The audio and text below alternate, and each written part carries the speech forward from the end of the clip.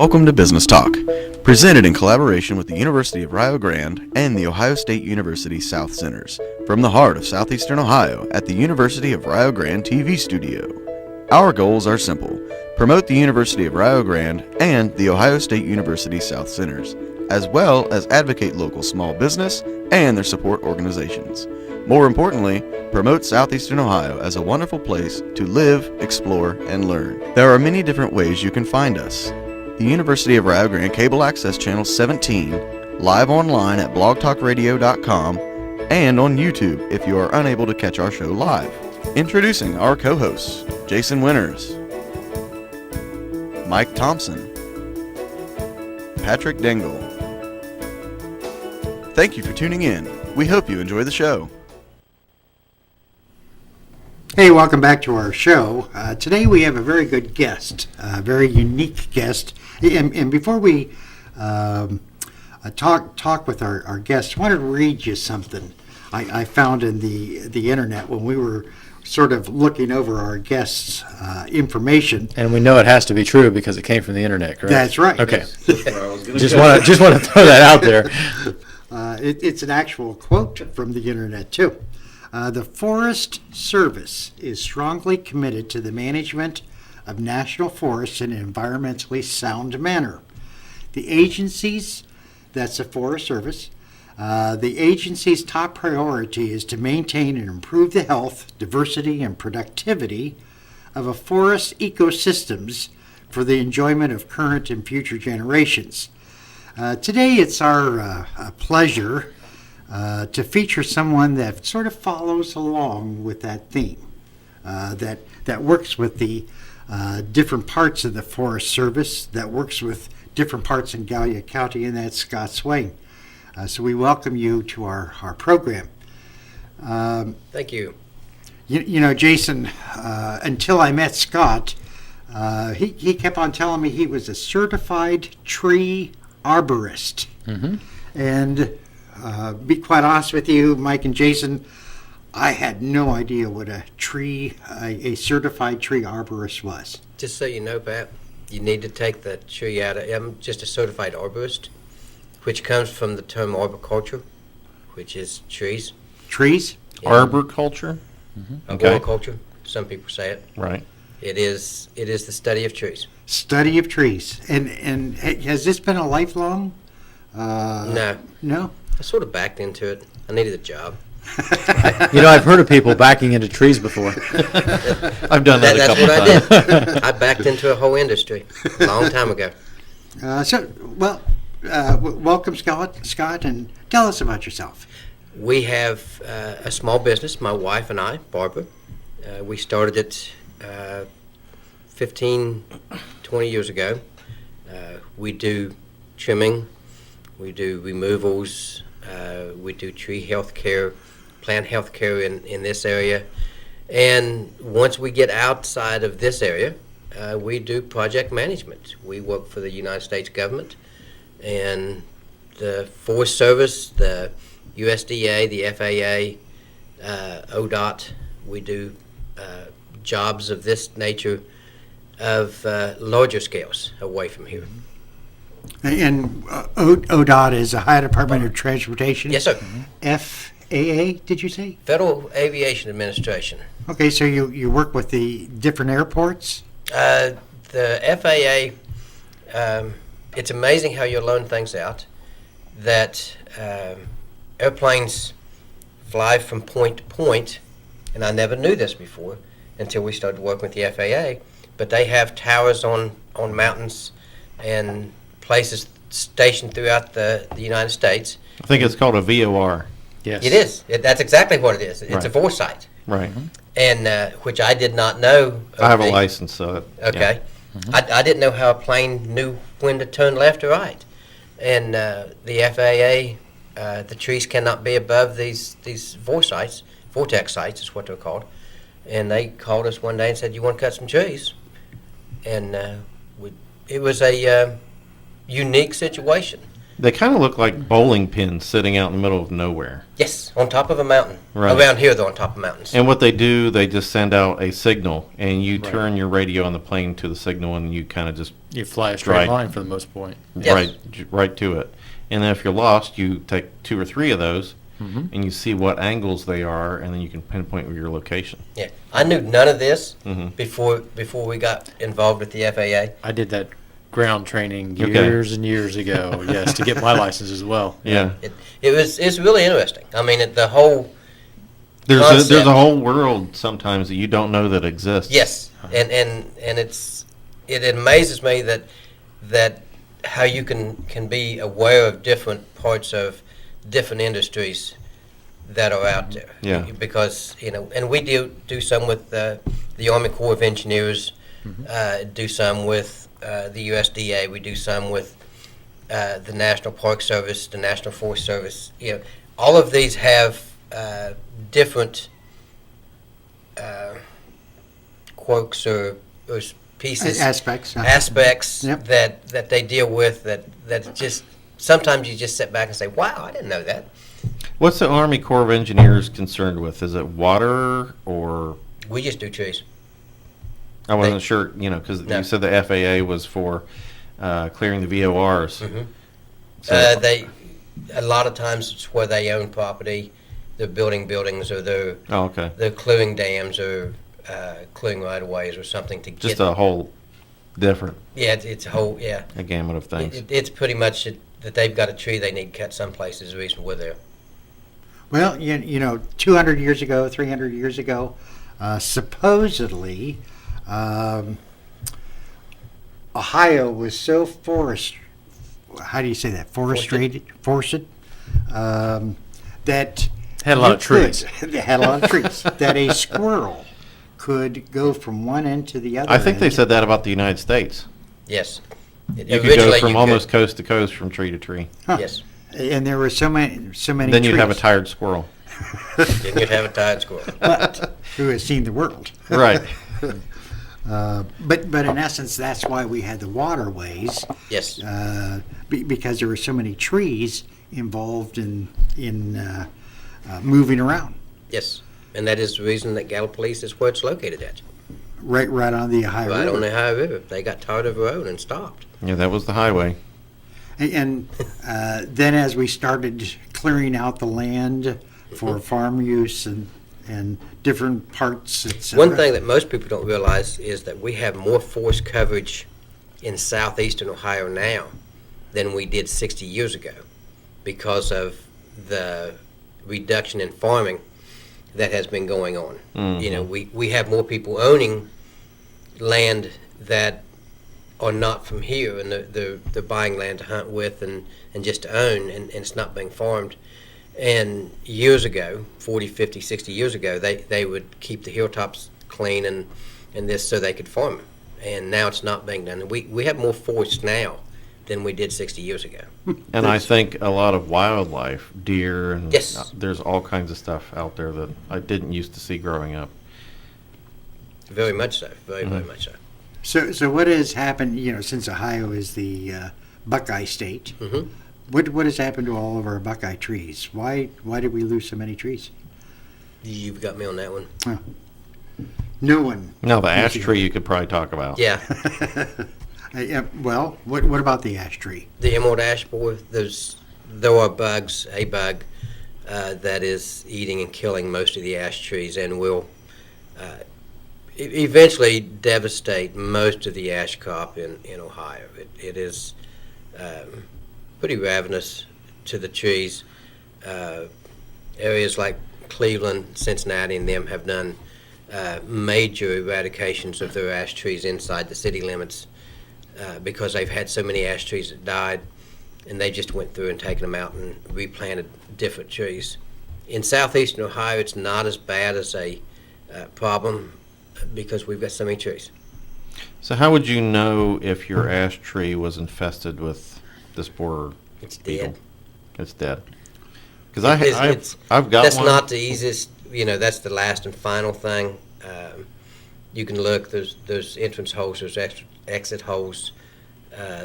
There's several different ways to go about it, but the most consumers that call us when we look at them, It's too late at that point. Yeah.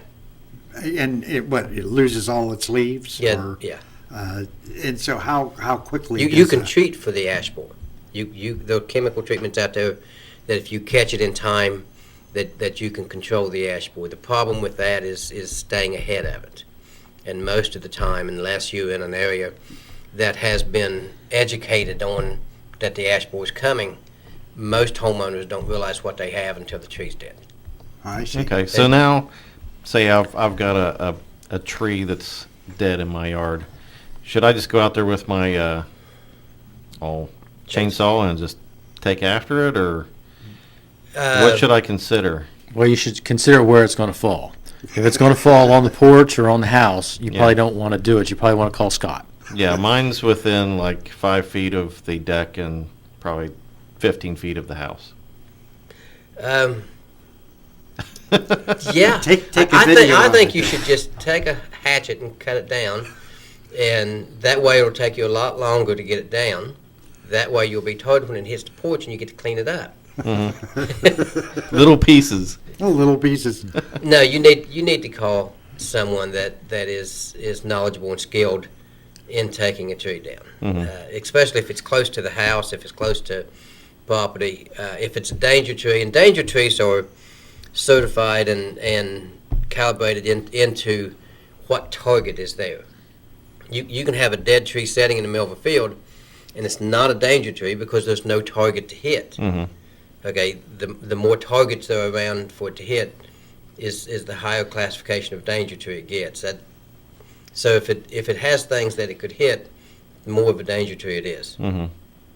So did you always have a love for trees? Did you ever have, when you were growing up, were you on a farm where you had I was raised on a dairy farm and a tobacco farm. The farm I was raised on had the largest single base of tobacco in it in the state of Ohio when I was growing up, and we milked at one time 300 cows twice a day.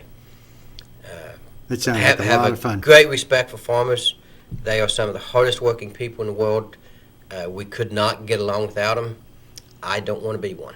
I understand. So how did you choose to put it in reverse and hit this tree thing backwards there? I was working for a utility company and got an opportunity to work on their right-of-way lines.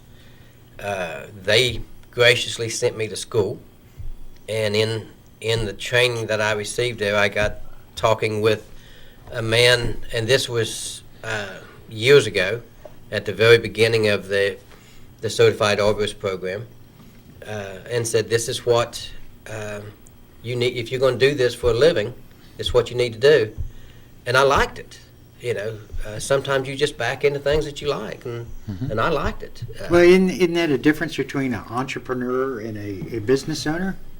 A business owner sort of takes over a pre-established plan of action. Isn't that right, Jason? That could be a very long conversation. Sounds like something we should do over lunch sometime. Scott, let me ask you a question. I think last time you were on the show, you were just getting into business or Yes. been in business for a while, and you were talking about diversification and trying Yes. some different things. That was all before you got into government procurement. Yes. So why don't you tell us how government procurement has changed your job in your business? We have, first of all, we started chasing government projects, and by chasing government projects, it comes down to needing to know what the government wants you to have, whether it is, which used to be the old CCR, now it's the SAM registration, whether it's the FAR registration stating that you're not government-owned or you're not a terrorist. It has having the correct licenses, the correct insurance, all of these things. It's a learning process that you go through to get these, and then you have to go through trying to find out which government agencies will buy what you're selling, whether you're selling a product or whether you're selling a service. And there's several places out there that you can go to look. The quickest, easiest is the Federal BizOps, FBO.gov, I believe. I'm Yes. not sure. That puts up everything. but you got to have your NCIS codes, NASIC, I don't, Uh-huh. those codes, the numbers that the codes go through. And it is a long drawn out process just getting to the point to where you can find a project to bid on. I mean, it is long and drawn out. We get some from the South Center on bid match. So then hire a procurement outreach center? Mhm. Uh-huh. We get some of them. There's a few that come in. We are now contractors, City of Columbus, City of Cincinnati, State of Ohio, the federal government, the FAA, USDA, National Park Service, and all of these have the same basic requirements, but they all have something different too. You can't just do one. They all want something a little bit different every time. And that's the key that we've come up to is being able to find and figure out what everybody wants and work through the weeds to get that so that we can bid on these projects. So it goes on your philosophy of finding that niche. Yes. Finding that specific area. Finding what you can do. There's a lot of things out there, and we trim trees, in this local area, Gallia, Meigs, Lawrence, Mason counties. We trim trees. We remove trees. We take care of tree health and that. Once we leave this area, we're basically a project management company, whether we're managing projects for the state of Ohio, for the government. It is a process that we go through that lets us use the skills and knowledges that we have to expand our businesses in places and in ranges that, as a small company, that if we didn't think outside and we didn't chase things like this, that we'd never have the opportunity to do. Because most people look at it that the only people who's allowed to do these are these large, giant companies. And we've had several companies, or several bids that we've worked on that we have bid right with the international and national companies. We win some, we lose some, but we can stand up with the national companies. So it is finding what you want to do and then going through all the paperwork. And the government has a lot. But it's very efficient. It is it is very, very efficient if once you get it done. When we to go to your point. It wasn't really a point. No, but it is. If you do a FAR report, which is 40 or 50 pages, we keep it. And every time we do a project or do a proposal, the FAR report goes right with it. If you haven't went through all this, every time you have to go through and fill out the paperwork. So give him a little bit of credit. It is efficient at the end of it. In the middle of it, it is long and drawn out. Well, the government procurement really changed its rules and laws Yes. back in the early 1990s. Yes. Before it took 40 steps from the time a bid was issued to the time you got paid. It's so much more efficient now, it probably doesn't take more than 37. I heard it's 8 to 10, but Yes. basically, they look for contractors like yourself, Yes. who have their ducks in a row. It takes a lot of time, and if someone is wanting to get into government contracting, you need your licenses for what you're going to do. You need your insurance. You need all your certificates. You need to go through the SAM website, the system. What is it? I can't even think of what SAM is now. There are a lot of acronyms. System for Award Management. Yeah. You have to go through that, the FAR program. There are so many different steps, but once you get there, you're on equal ground with the largest companies out there. And the only thing that holds you back is can you do this? Do you have the knowledge and the skills and the expertise to do this project? And we're lucky enough, my project managers, Scott Epling, has an MBA. that gives me a vast amount of skills and knowledge that I personally don't have on managing projects, managing contracts and things of this nature. My son works with us, and he has vast knowledge on working with equipment, managing field people and personnel, and doing this. So you have to have enough management people to take care of it, but you don't have to be able to do everything. You can hire somebody to do that. So you're like a shepherd. Yeah. So Scott, when you first got started, you said there is an awful lot of paperwork. There's an awful lot to learn. There's Yes. awful lot of government policies you have to go through. Was it a jump in the deep end and see if you could swim, or did you have some good help out there that helped you wade through the difficult times? Pat helped some. The people at the Southern Center helped some. And they guided me to where I should go, to where the deep end was, I guess I should say. So I didn't feel like I was totally left alone. But yeah, it's deep end only. There is no wade into it.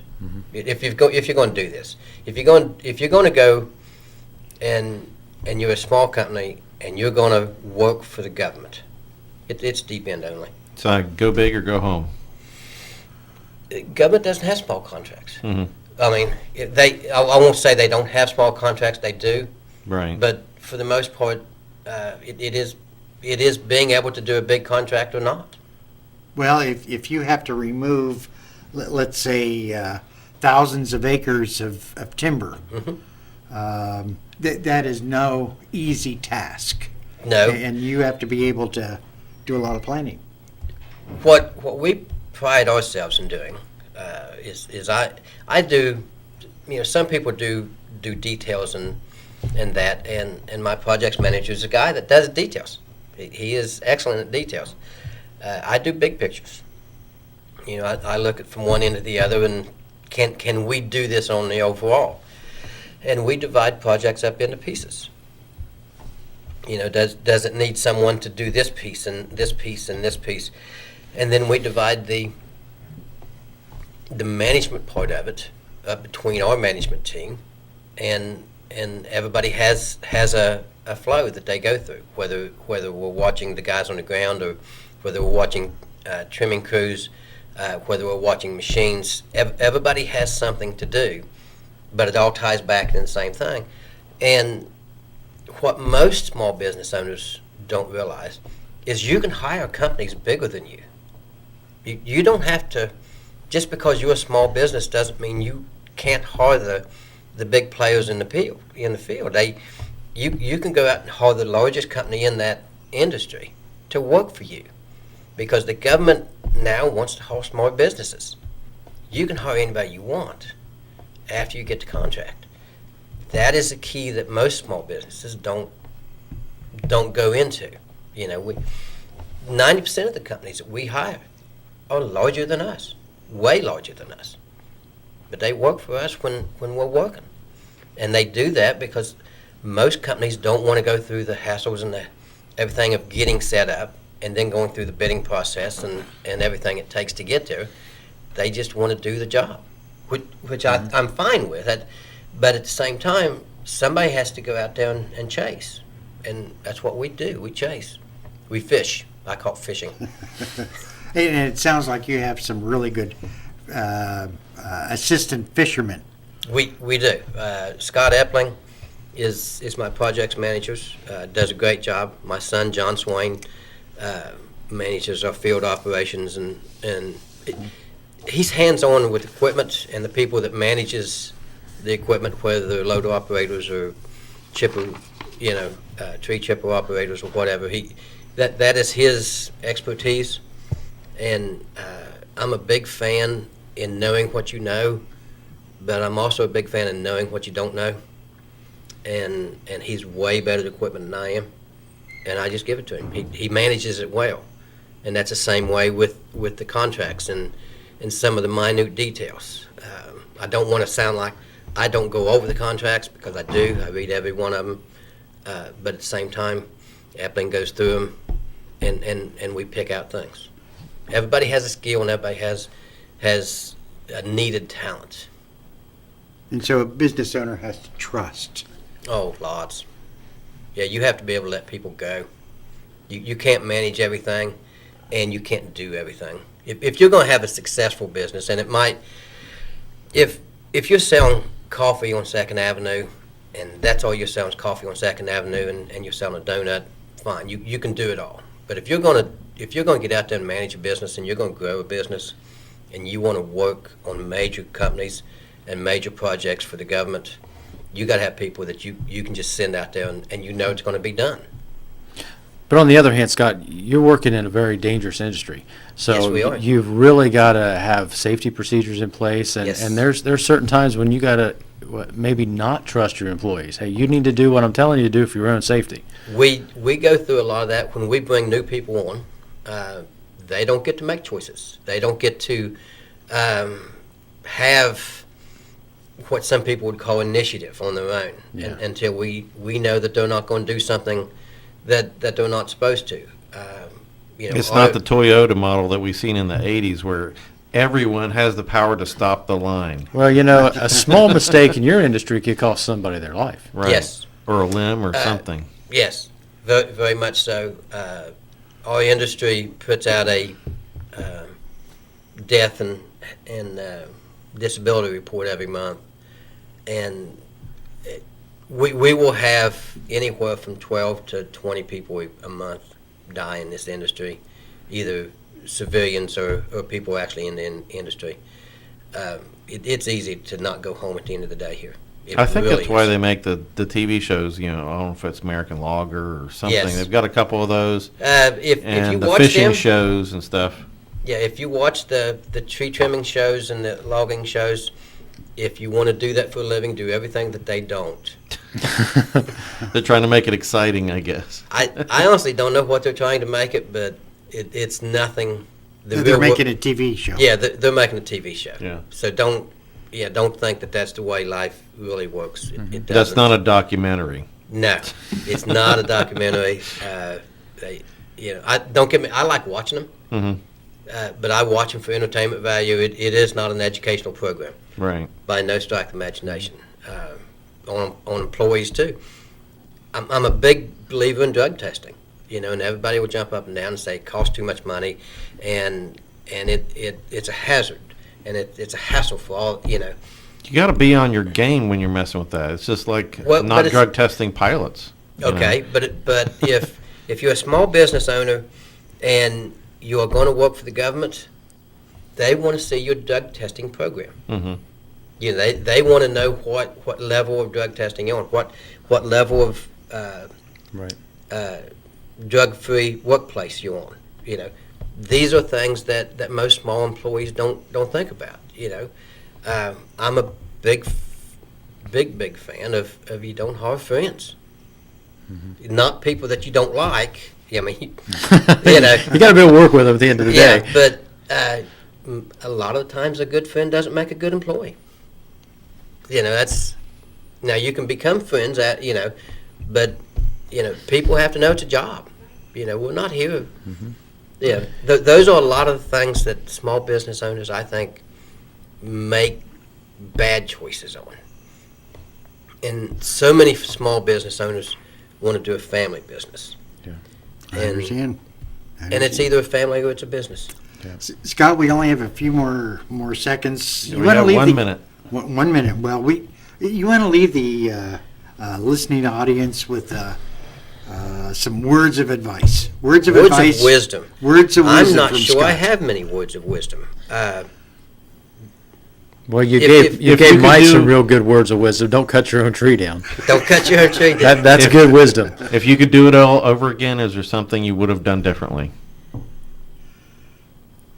Oh, yeah, it's a long list. And we've only got a minute, and we can't, But the important thing is that you evaluate what you've done right and what you've done wrong. Yes. And the nice thing is, a person does not repeat their mistakes if they Try know not to. if they know what they've done wrong. And everyone Yes. makes mistakes. You try not to. It is a long, drawn-out process to get to work for the government, but once you get into the pond, you can swim with the big boys. That's right. That's right. That's the thing. You have been listening to Business Talk here on the University Networks with Scott Swain. I'm Jason Winters. I'm Patrick. Hi, Mike. And I'm Scott. Have Thank a you good for- day.